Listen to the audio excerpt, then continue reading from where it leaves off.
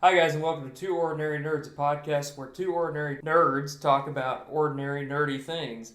I'm Lewis Booth, and next to me is my co-host Daniel Narvesa. How you doing, Lou?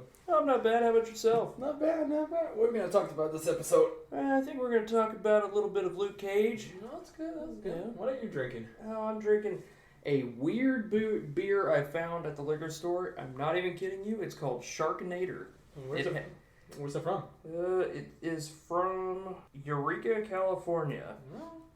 It's not a bad IPA. It's a good beer. It's a light IPA, so it's not super heavy, but it still has good volume and good taste. They made a movie out of it, didn't they? That's Sharknator. Oh. Sharknator. This is like Arnold. Sharknator. Maybe Arnold's trying to make the movie and Yeah. he's getting confused. You did Sharknator. Boy, I'm gonna Not Sharknator. I want to make a beer. Make a movie, not a beer. What are you drinking on? I am drinking one of my favorites. It's Free State Oktoberfest. It's considered one of the best Oktoberfests out in the market. And it's from Kansas. So if anybody has a chance to try it, go for it. You will not be disappointed. All right, well, sweet Christmas. Let's start this show.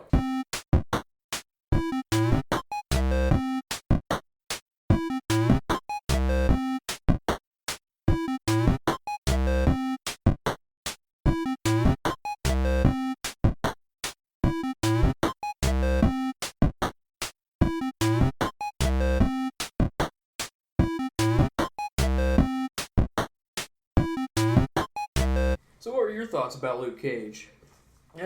Before I think we jump in, I'm just going to do like a quick spoiler-free. So Yeah, somebody yeah. has never seen it. So basically, it's a Marvel TV show from Netflix about Luke Cage. He's a hero from the streets of Harlem. Luke Cage is like I said, he's a superhero created by Archie Goodwin and John Ramirez Jr. like in 1972.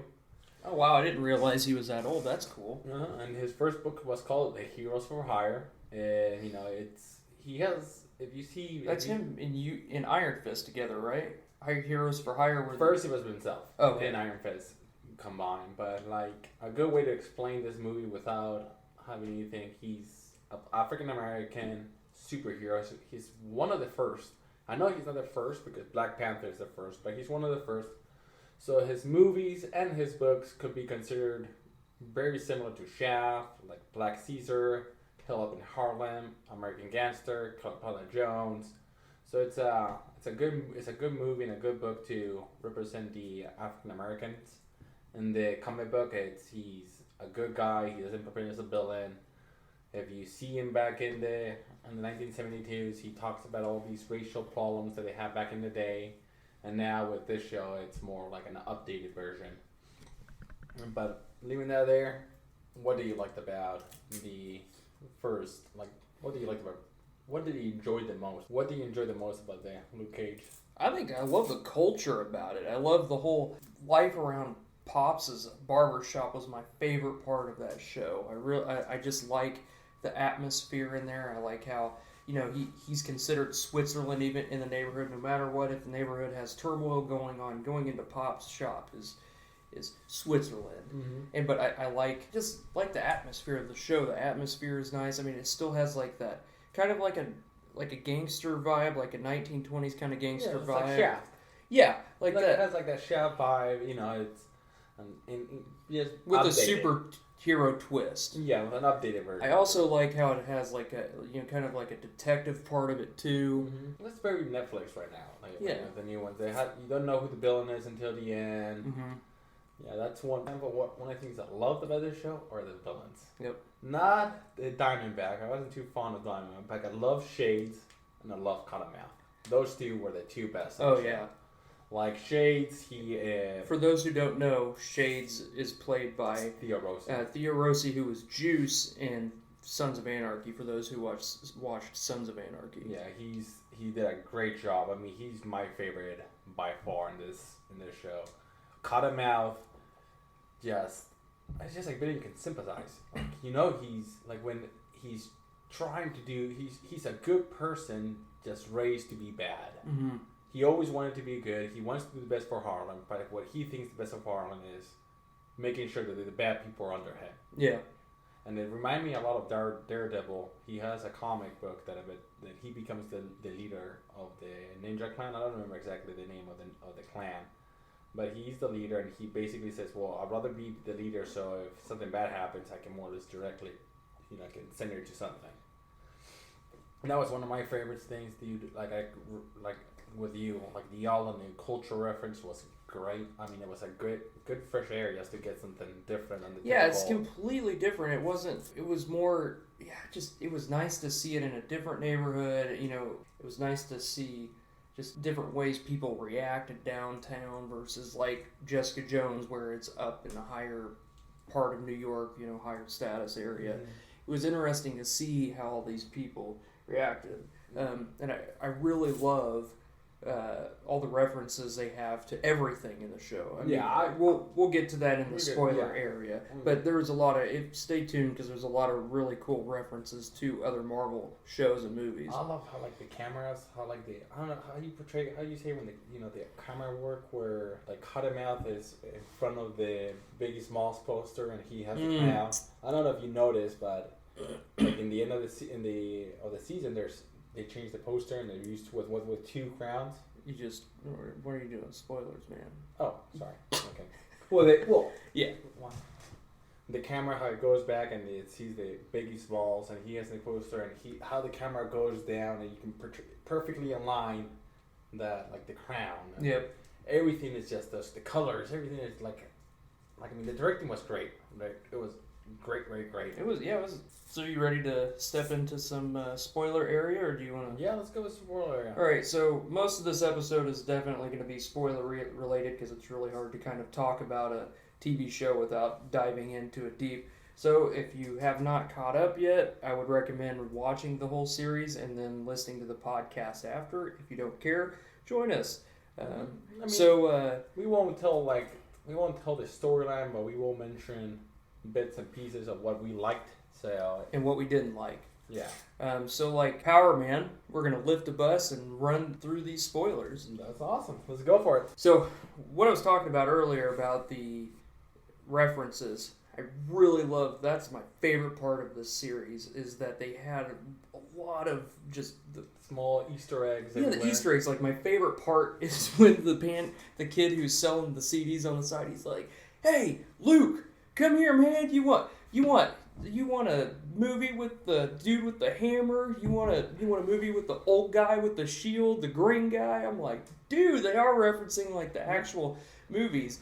And then I love how if you look, Justin Hammer was the person who was selling the guns. Yeah, and he was Iron Man's main villain. Yep. So then I always wonder when I was seeing that, and I have by the end I'm just gonna do like a quick Easter egg that I found, but that was one of them, and he was arrested. So I wonder, is somebody controlling Hammer, or is he out of prison? What's all with the Hammer? Mm-hmm. Because it's all kind of funny how the Hammer tech is infused with the alien technology, and that's why they're able to hurt Luke Cage. Yeah, because Iron Man 2 was before Avengers, so now he must be out.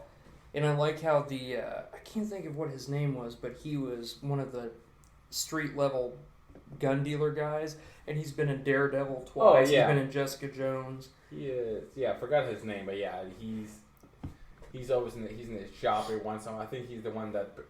He's the one who ratted them out about it. Yep. Yeah, he's always the main villain. Not a main villain, but he's always a street gang thug villain.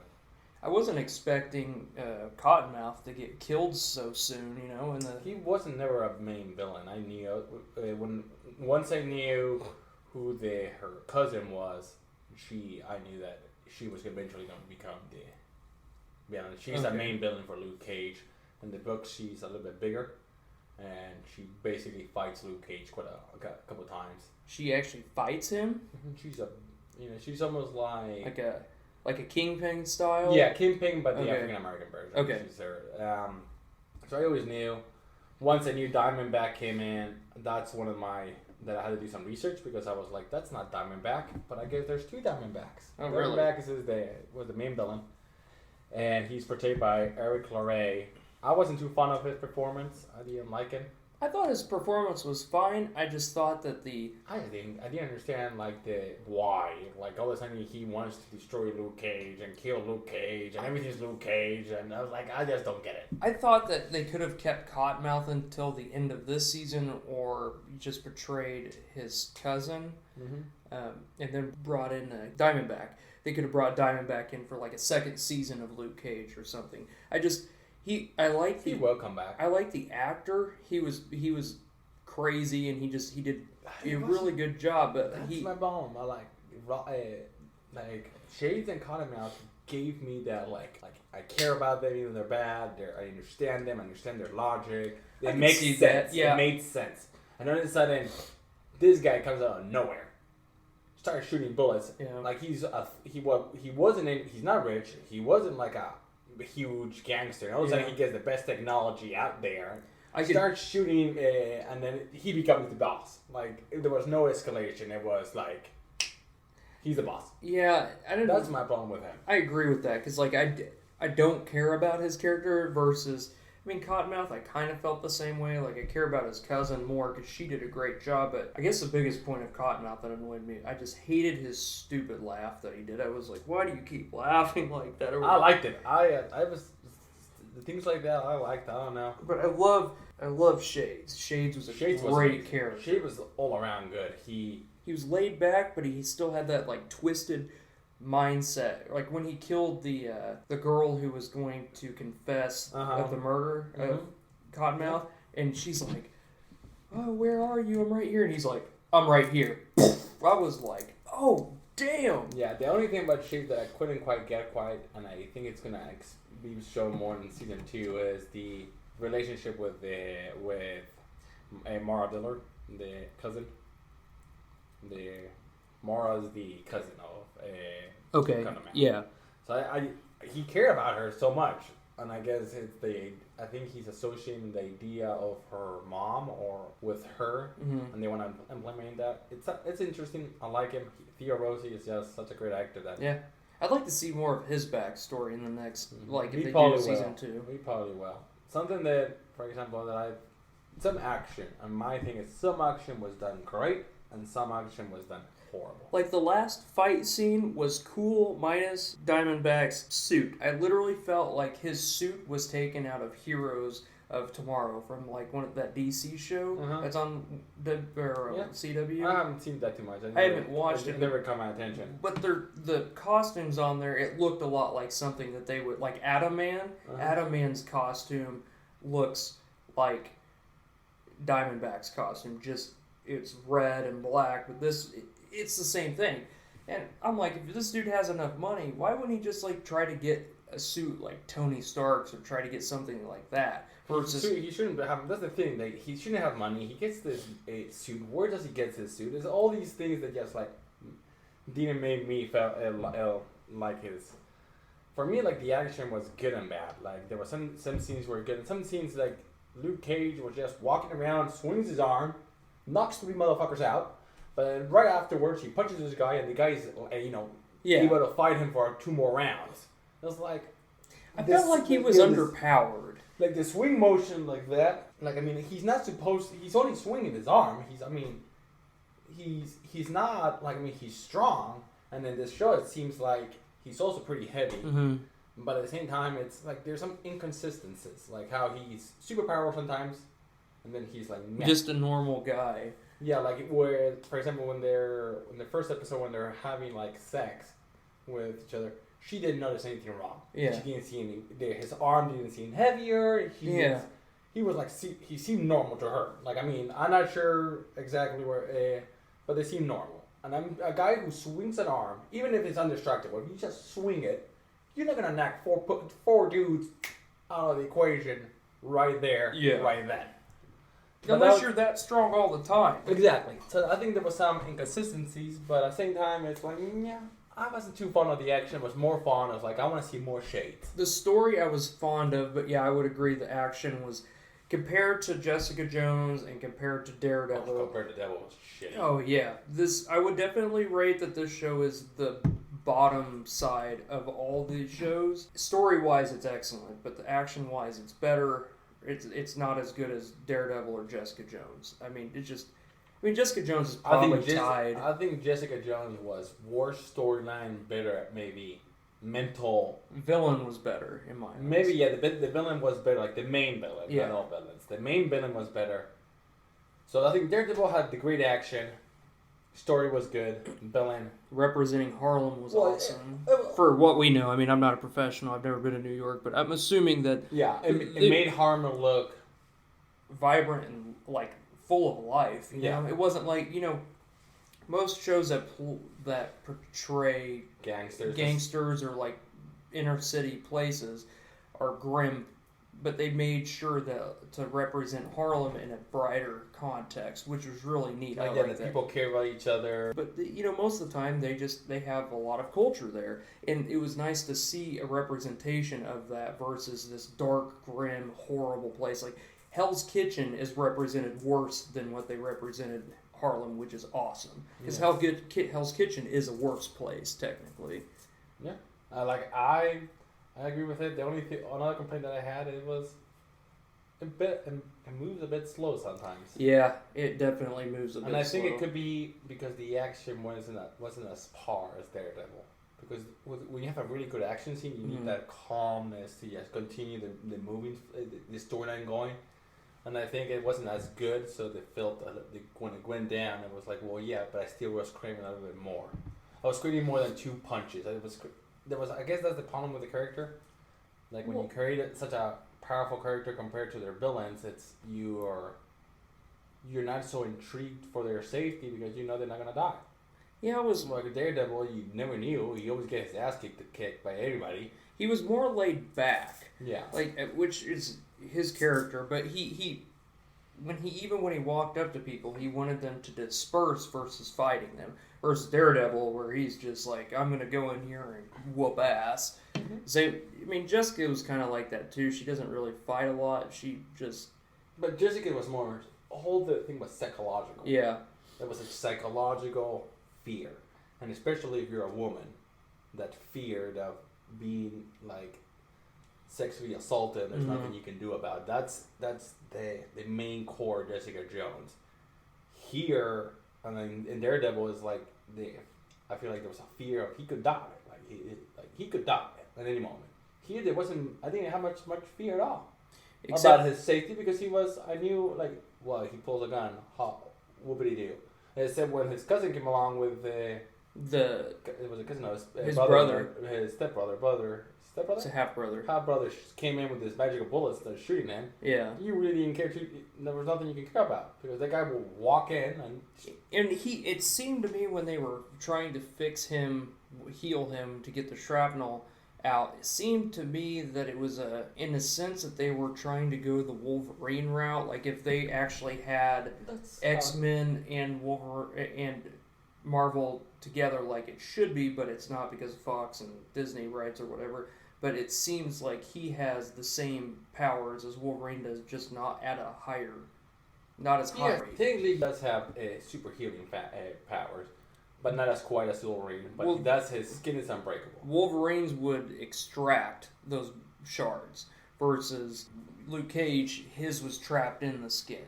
But his organs were trying to heal, but they couldn't. Some Wolverine. Depends who you're talking about, but yeah, sometimes Wolverine will come out, but sometimes he has to just poke him out and take him out, but he's Wolverine, so he just heals instantly. Yeah. He did it is in the comics that he gets those powers through there. Okay. So that's not new. I just thought it was kind of odd, like the way they had to heal him, it just... Yeah, that didn't make too much sense. It didn't make sense, like dipping him in acid bath, because if his skin was... His skin is indestructible. So then it wouldn't have ever phased that. There's nothing that they could have done. I'm not a big Luke Cage fan. I haven't read too much about him. Neither have I. We're not professionals on this. Don't hold us to it. As much as I can tell, I think his skin is unbreakable. Everything else isn't. Mm-hmm. I would agree with that. So, like, for example, Wolverine, there's this, it's called War Hulk. And this Hulk comes back to Earth and starts fighting all the Avengers and all the superheroes, and he gets Wolverine, and he grabs him, and he starts punching him, and he basically says, "I know you have I know you can heal fast, but I wonder what would happen if I just smash your head in your brain over and over and over, and you can see him just punching Wolverine, and Wolverine is knocked out, and he's just boom, boom, and he gets him, and Wolverine is knocked out, and he just throws him in the water and just walks away. Oh wow. If you want a good story action, that's World War Hook, and I hope they do it. And even if they do it in the movies, it would never make justice, just because all the heroes that he just blatantly destroys and makes looks like pussies. Speaking of that, because the theory of those becoming movies, which is unlikely because of the rights, but Deadpool is in the same genre as X-Men.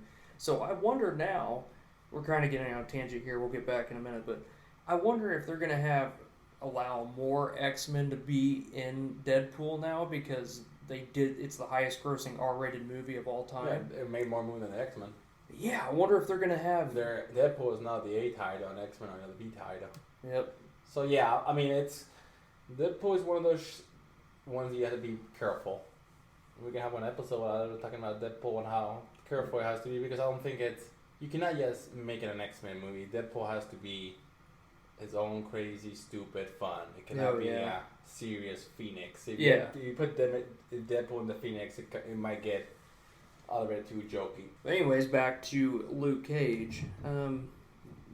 What else? So he hit the bath, and it didn't make too much sense. But I mean, I can understand that. Like they need to add some fucking intrigue. Some like, oh, he's not invulnerable. He can't suffer. And I felt that was just kind of. I feel like Diamondback getting that same power, or the Doctor finding him. I was like, it's just too easy. Like, oh, he just happens to work there at that hospital, and yeah, I mean, I understand. I do agree. I think Diamondback going to that doctor and beating him senselessly into giving him that same powers, that would make more sense versus him just the doctor being like, oh, I mean, I guess the doctor is probably pissed off because Luke Cage was like, oh, you're done doing this, which that temper tantrum kind of didn't make sense to me either. But I mean, yeah. Fun part is like a little Easter egg. Diamondback, he's one of the main villains in. He was a main villain. Well, not main. He was a villain of Luke Cage. He passed away in the books, and there was a new Diamondback came up, and it's a superhero. She's a female superhero. Oh, cool. And so I think it'll be a cool thing just to give you like the little Easter eggs that I noticed through, a little bit, not too much. It's, for example, Misty Knight, the police officer. She in the comics has a bionic arm. And she's super strong. And so you're like she has like a Winter Soldier arm, kind of. Iron Man built it for her. Okay, cool. And so she gets in. There's an explosion, and she loses her arm, and then Iron Man basically puts her like a bionic arm, and she's a detective, and she deals with Spider-Man, Luke Cage, Iron Fist. Well, she's gonna be in Iron Fist. Well, yeah, but she's been in a lot of books. For example, Shades in the comic books, he has special glasses that make him shoot laser beams like he was Cyclops. Oh, that's cool. I didn't know that. And there's this in the last episode. You can see the nurse. What's the nurse name? Oh, Claire. Claire gets a pamphlet. That's the dojo from Danny for Iron Fist. Oh, really? Because I was, that's funny. Because he, for those who don't know, Iron Fist comes out March 17th, St. Patty's Day. Really? Yep. Huh. And they announced that today, actually. That's pretty cool. Another cool Easter egg is, of course, in the original costume. When he comes out of the water, he has the bracelets and the little thing, and he gets the little yellow, like disco shirt. Yeah.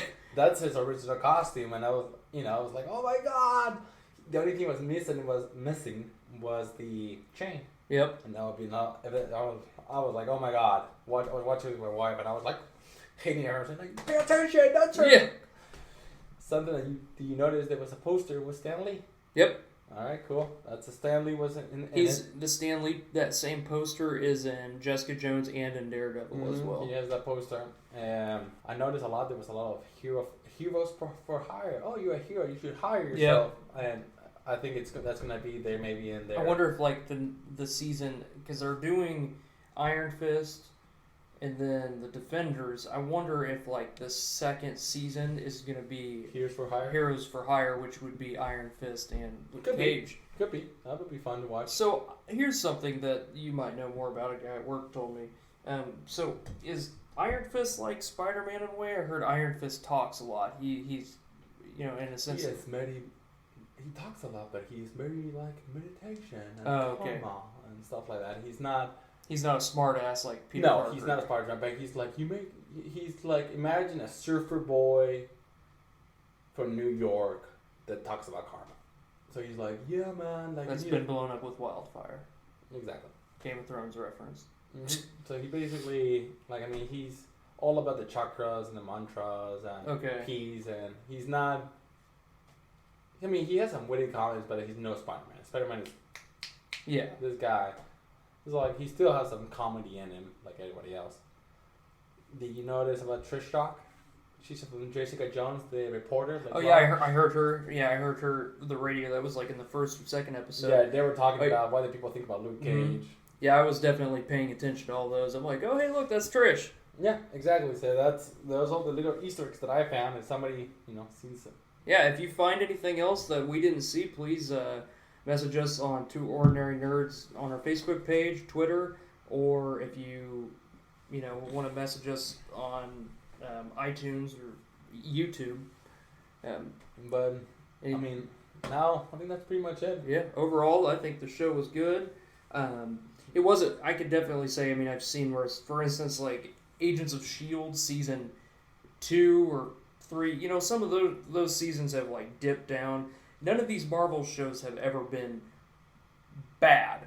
I mean, this show could have been better, but definitely like Agents of S.H.I.E.L.D., there are moments where you're like, oh my god, where you almost lose traction. Yeah. And same with Gotham. Gotham, in a sense, is slower, even though it's DC. But I mean, I think that's unfair to say because they're on primetime TV. No, and it's not that. It's not because of that. It's because if we put Daredevil first season, then Jessica Jones, then Daredevil 2, and then Luke Cage, I can tell you that Jessica Jones compared to Daredevil 2 is like it's a little it's not as good as Daredevil for season 1. Oh, definitely. So that's why we're not comparing them. There's nothing to compare them to. But if we do, if we put them like seasons and we call Daredevil season 1, Jessica Jones season 2, then I will definitely say that hey, it's going down. That's a good idea. We should do that. Stay tuned. We'll compare it once the other new seasons come out. So, are you excited for Danny?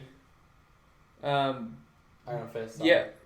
I'm excited. They actually showed a picture of him in the prison, and he's about to punch someone. I think it's pretty cool. I'm glad that they chose the guy who played Sir Alice or Sir Marjorie's brother.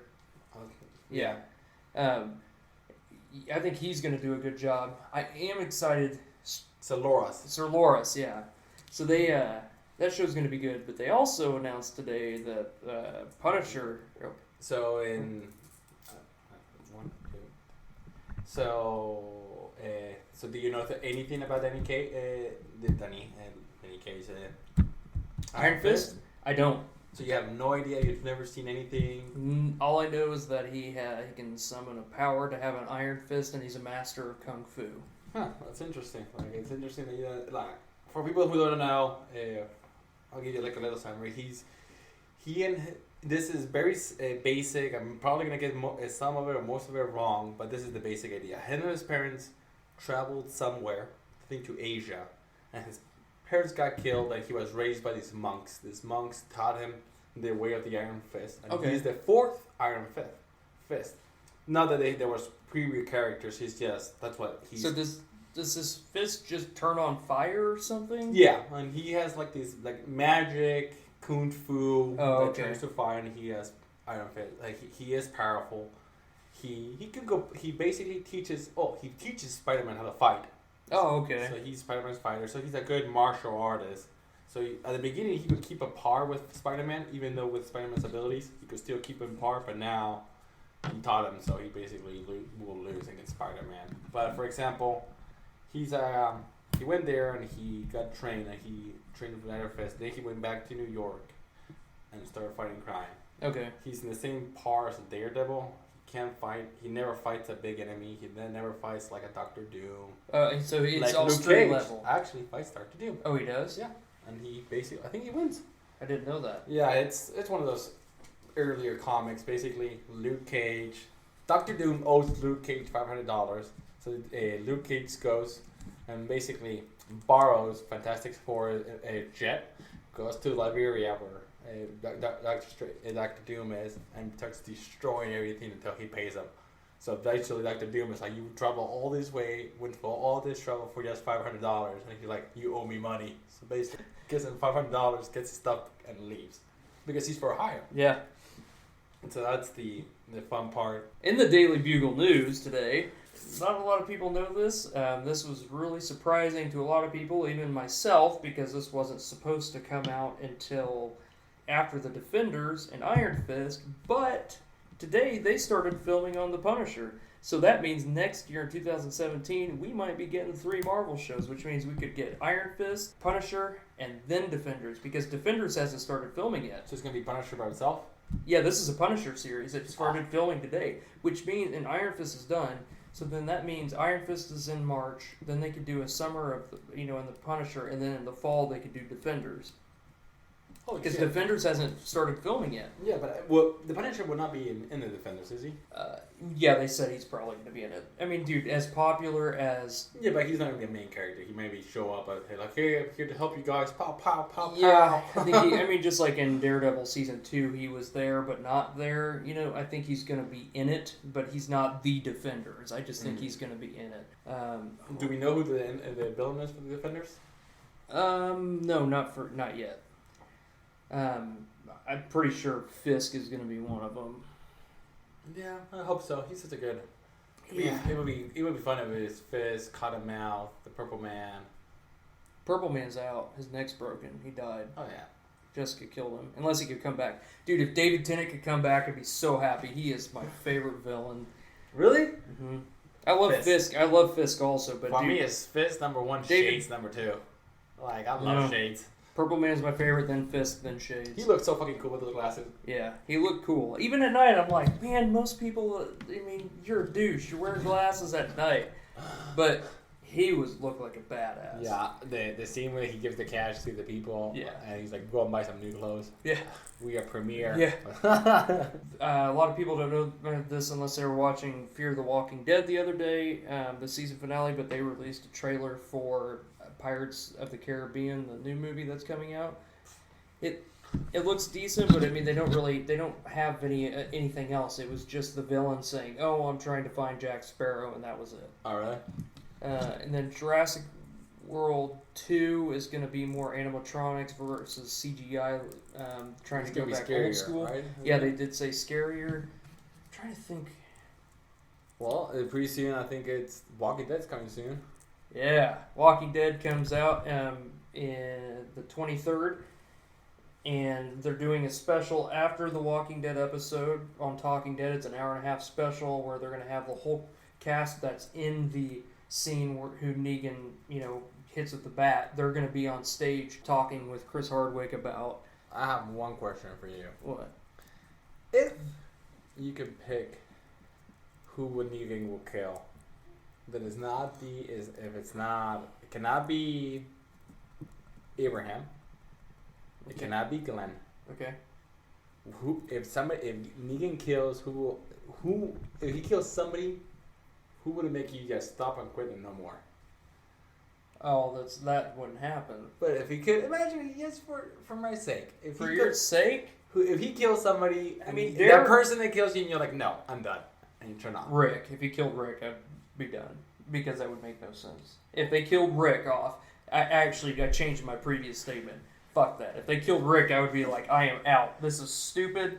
And they're like, oh, we're trying to make a Carl story. And be like, no, fuck Carl, man. This is fucking Rick's story. All right. That's fair enough. But what would happen if Rick always had a gun in his pocket? And right when he's going to shoot somebody, he pulls it out and kills Negan. I would probably quit watching, too. Because there's so much character depth in Negan. I would just crack up. If it's all like, boom, dead. And you're like, what the fuck?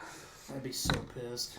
What do you think? How many Walking Dead fans would send like nasty letters to AMC? Yeah, you waited us wait this fucking long. Yeah, I don't know.